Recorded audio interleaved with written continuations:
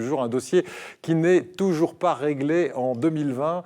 C'est bien dommage. Il a pour titre Égalité, femmes-hommes au travail. La route est encore longue.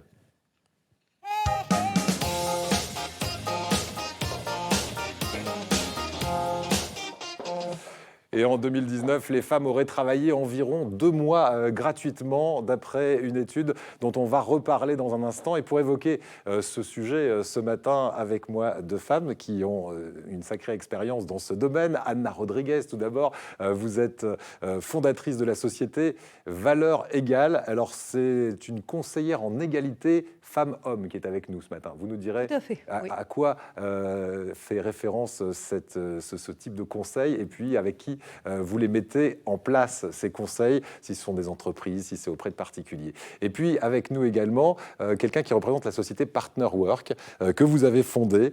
Merci d'être avec nous, Audrey Pierre. Et vous allez nous raconter non seulement votre parcours dans cette société que vous avez créée, mais aussi dans les sociétés dans lesquelles vous êtes passé avant, puisqu'on a besoin de témoignages ce matin sur cette parité qui n'est pas toujours respectée. Mais juste avant, on va faire le point, justement, sur ce qu'est cette parité qu'on souhaite, qu'on espère, à laquelle on n'arrive pas en tout cas à l'atteindre en France. Regardez ce reportage avec quelques chiffres et puis on en reparle juste après. Tu crois que j'ai une chance pour le poste de direction? En tout cas, t'en as certainement plus que moi.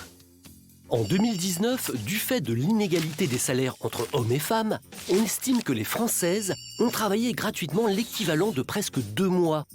Pour un poste équivalent, en France, le salaire des femmes reste inférieur de 9% à celui des hommes. Et cet écart s'élève à 27%, tout âge et tout métier confondu. Pourtant, depuis 1972, la loi française impose à travail égal, salaire égal. Un index de l'égalité professionnelle a même été mis en place en 2018, censé contrôler et sanctionner les entreprises. Mais seulement 52% des sociétés de 50 à 250 employés avaient rempli cet index en mars 2020. Certes, les choses évoluent, mais bien trop lentement. À ce rythme, il faudrait 70 ans pour parvenir à l'égalité salariale. Une inégalité qui s'explique aussi par le fait que les femmes travaillent davantage à temps partiel, que les congés familiaux nuisent à leur carrière et qu'elles exercent des métiers moins rémunérés. Bref, question égalité au travail, il y a du boulot. Voilà, 52% des sociétés qui remplissent les objectifs d'égalité salariale. C'est mieux que le contraire. Mais enfin, ça fait presque 50% qui ne remplissent pas encore ces obligations. Ça vous inspire quoi, les chiffres qu'on vient de voir? Ça vous rappelle des expériences passées? Oui, tout à fait. On voit que ces chiffres évoluent un peu, mais pas non plus dans des proportions folles. Moi, ça fait 20 ans que je suis dans le milieu professionnel, au départ dans l'immobilier, puisque j'ai commencé comme gestionnaire de copropriété. On était une équipe de 50, dont 9 gestionnaires, et j'étais la seule femme. Parmi les 9 gestionnaires, et une femme, c'était Une vous. femme, et encore, ils ne voulaient pas embaucher de femmes au départ. Et il y avait des a priori sur le fait que vous soyez une femme. Est-ce que c'est un métier particulièrement machiste? Très machiste, enfin, surtout en gestion de copro, il faut connaître un peu le bâtiment, certaines procédures. Donc oui, c'est assez machiste. Est-ce que vous avez eu l'impression de devoir faire vos preuves plus qu'un homme? Ah totalement. Ouais, vraiment? Totalement. Ah oui, oui. Sans passer pour une victime. Hein, Non, sans passer pour une victime. Ça se base sur des faits, quoi. Déjà, il fallait intégrer cette équipe de 9 personnes. Et même après, à côté, même par rapport aux comptables, aux assistantes, voilà, quand on arrive dans ce cadre-là, c'est toujours beaucoup plus compliqué. Il faut montrer, donc travailler plus, pour montrer qu'on est capable. Alors ça, c'est une société dans laquelle vous étiez il y a une quinzaine d'années à peu près. Entre-temps, vous êtes passé par une autre société de gestion de patrimoine. Là, vous m'avez dit, les compétences étaient reconnues, les miennes, mais en revanche, le salaire ne suivait pas. Exactement. J'ai eu la chance d'avoir un patron qui faisait évoluer au mérite et aux compétences. Donc pour le coup, en 8 ans, j'ai vraiment progressé puisque je suis devenue directrice business unit, donc dans centre de profit. J'avais 24 personnes réparties dans toute la France en charge. Malheureusement, ce qui n'a pas suivi, c'est le salaire, puisque à compétences égales, expérience égale, voire supérieure, il y a toujours une différence de salaire assez importante, un peu plus même que les 9% qu'on a vu dans le reportage. Ouais, vous aviez l'impression de travailler gratuitement les 2 derniers mois de l'année, comme on a vu dans le reportage? Alors, je le dirais pas comme ça parce que voilà, c'est pas quantifiable, mais j'avais l'impression que mon travail était moins valorisé, on va dire, que celui de mes confrères. Vous dites que les femmes évoluent plus vite quand les enfants sont grands. Oui. C'est la faute à une société encore trop patriarcale où on considère que les enfants, c'est plus la femme qui doit s'en occuper que l'homme. Bah, tout à fait. Quand vous n'avez pas encore d'enfant, bah, le chef d'entreprise a peur d'avoir un congé maternité. Quand les enfants sont en bas âge, mais ça c'est dans nos mentalités, hein, les écoles vont appeler les mamans en C'est vrai. premier lieu. Et Souvent. pourtant, on s'organise. Aujourd'hui, il existe des nounous qui nous permettent d'avoir du temps et de pouvoir travailler comme il faut. Le mieux, ce serait peut-être de partager aussi plus les tâches, mais c'est le cas, par exemple, Alors, je ne sais pas si vous êtes en couple, Si, mais... je suis mariée, effectivement, j'ai la chance que mon mari participe. Toutefois, bah, nous, on en fait quand même toujours un peu plus. Et même nous, il faut qu'on change nos mentalités. Moi, je m'aperçois que des fois, je le remercie de faire une tâche qui est tout à fait normal. qui est normale. Oui, oui, c'est ça. Et moi, il ne me remercie pas quand je fais le repassage, mais moi, je vais le remercier pour la vaisselle. Donc, oui, Voilà, et oui, c'est-à-dire on part de tellement loin. c'est ça. Je parle pour nous les hommes, parce que je suis seul sur ce plateau, mais c'est vrai que quand on fait une tâche aujourd'hui, étant donné que pendant des générations et des générations, pratiquement aucune tâche n'était dévolue aux hommes, qu'au final, effectivement, on a tendance à remercier, alors qu'il n'y a absolument pas cas de remercier, je suis d'accord avec vous.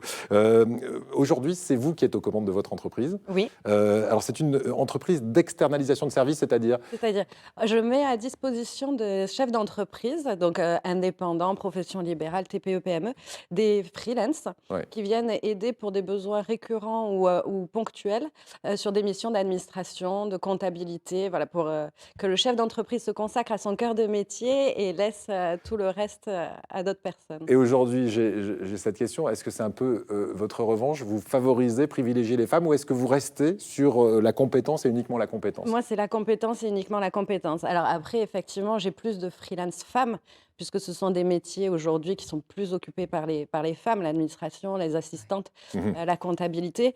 Mais j'ai quand même des hommes, notamment en gestionnaire de paye, en comptabilité, en graphisme. Donc moi, c'est la compétence. Voilà, je ne prends pas en compte Bravo. homme-femme, c'est l'expérience, la compétence, les qualités. C'est entendu. Anna Rodriguez, vous avez écouté avec attention le parcours de Audrey qui est avec nous. Vous êtes fondatrice de la société Valeurs Égales, conseil en égalité homme-femme. Là aussi, c'est un parcours personnel qui vous a amené à créer cette société pour mettre plus d'égalité dans les entreprises? Tout à fait, c'est ça, parce que je me suis rendu compte que, en fait, mon parcours professionnel, lors de ce parcours, j'ai vécu, vu mon âge aussi, toutes les étapes et donc toutes les inégalités que les femmes peuvent connaître dans leur parcours. Okay. Donc ça va du sexisme ordinaire, parce qu'on peut en parler, ça existe, Oui. on en a parlé Les tout petites à l'heure phrases en plateau.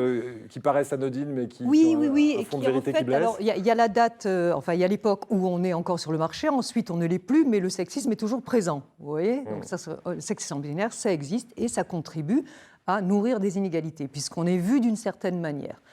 Ensuite, c'est la maternité. Elle pourrait, même pour les femmes qui ne veulent pas avoir d'enfants, elle est susceptible d'eux. Oui. Donc, un autre frein. Ça peut être. Puis ensuite, voilà, ce qu'on a, c'est les femmes, pour ce poste-là, non mais honnêtement, il nous faut quelqu'un avec de la poigne.